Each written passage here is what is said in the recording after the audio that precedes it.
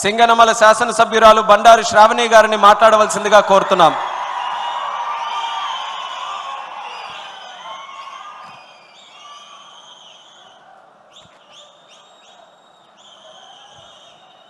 వేదికను అలంకరించిన పెద్దలు, పూజ్యులు, తెలుగుదేశం పార్టీ అధినేత, మన ప్రియతమ నాయకులు, రాష్ట్ర ముఖ్యమంత్రి వర్యులు శ్రీ నారా చంద్రబాబు నాయుడు గారికి, మన యువనేత కార్యకర్తల కోసం నిరంతరం శ్రమిస్తున్న మంత్రివర్యులు నారా లోకేష్ అన్న గారికి, అలాగే వేదిక మీద ఉన్న పెద్దలు, వేదిక ముందు ఉన్న తెలుగుదేశం పార్టీ కుటుంబ సభ్యులు అందరికీ కూడా నమస్కారాలు తెలియజేస్తా ఉన్నాను. ఈరోజు ఇంతటి గొప్ప మహానాడు వేదికలో ఎస్సీ సంక్షేమం గురించి మాట్లాడడం నా అదృష్టంగా భావిస్తా ఉన్నాను. దళితుల బాంధవుడిగా మన అన్న ఎన్టీఆర్ గారైతే దళితుల అభివృద్ధిని 27 పథకాలతో దేశంలో ఎక్కడ లేని విధంగా చేసిన మహానుభావులు మన అధినేత చంద్రబాబు నాయుడు గారు, తెలుగుదేశం పార్టీ. ప్రతి దళిత వాడలో కూడా సిమెంట్ రోడ్స్ వేసి మంచినీటి వసతులు కల్పించిన మన యువనేత, మన అన్న నారా లోకేష్ అన్న గారు, తెలుగుదేశం పార్టీ. భూమి లేని నిరుపేదలైన దళితులకు భూమి కొనుగోలు చేసి రైతులుగా మార్చి సమాజంలో గౌరవం కలిగించిన మన తెలుగుదేశం పార్టీ.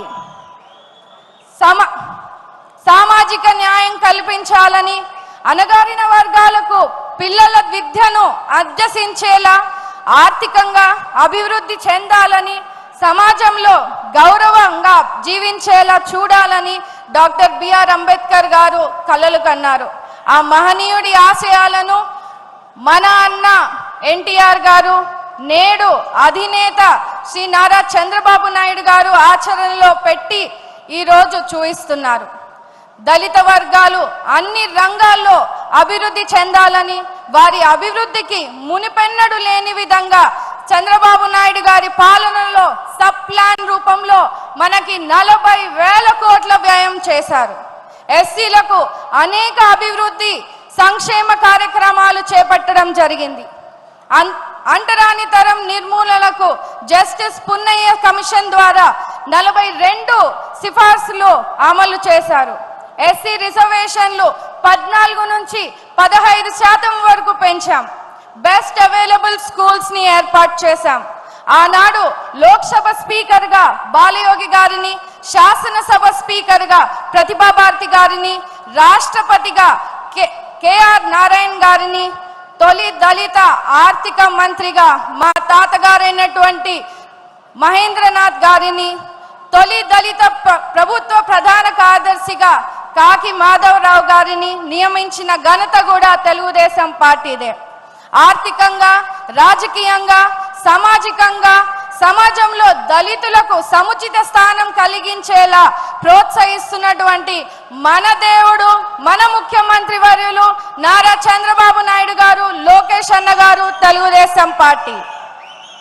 అంతేకాకుండా విదేశీ విద్య పథకం ద్వారా వందలాది దళిత బిడ్డలకు ఆర్థిక సాయం చేశాం. దళిత యువతకు 40,000 రూపాయలు పెళ్లి కానుక ఇచ్చాం. ప్రతి దళిత వాడలో 1,000 కోట్ల రూపాయల సీసీ రోడ్లను వేశాం.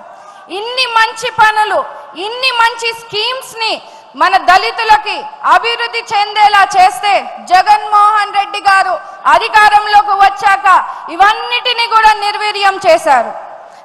దళితులకు సంబంధించిన 27 పథకాలు రద్దు చేశారు. 28,000 కోట్ల సబ్లాన్ నిధులను దారి మళ్లింపు చేశారు. ఎస్సీ కార్పొరేషన్లు నిర్వీర్యం చేశారు. వైసీపీ పాలనలో దళితులపై దాడులు, దౌర్జన్యాలు పెరిగాయని స్వయంగా రాజ్యసభలో కేంద్రం వెల్లడించింది. అందుకే రాష్ట్రంలో ఉన్న అన్ని దళితులందరూ కూడా ఒక్క మాటగా చంద్రబాబు నాయుడు గారిని మళ్ళీ ఈరోజు ముఖ్యమంత్రి చేసుకున్నారు. దానికి మీరందరూ కూడా కృషి చేసినందుకు రాష్ట్రంలో ఉన్న ప్రతి తెలుగుదేశం కార్యకర్తకు, ప్రజలకు ఈ వేదిక మీద నుంచి కూడా ధన్యవాదాలు తెలియజేస్తా ఉన్నాను. మరి ముఖ్యంగా ఎస్సీ వర్గీకరణ చేసి దళితులకు ఆపద్బాంధవుడిగా నిలిచారు. ఈ బడ్జెట్ లో కూడా 20,000 కోట్ల రూపాయలు కేటాయించి దళితుల అభివృద్ధికి కృషికి చంద్రబాబు నాయుడు గారు తెలుగుదేశం పార్టీ చేస్తున్నటువంటి పనులకు దళిత జాతి తరఫున అభినందనలు తెలియజేస్తున్నాను సార్.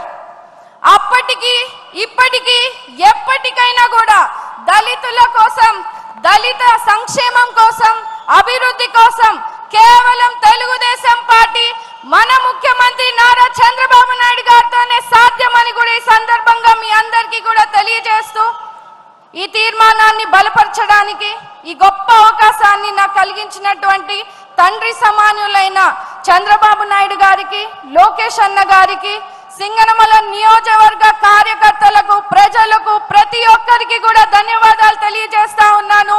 జోహార్ అన్న ఎన్టీఆర్, జై తెలుగుదేశం.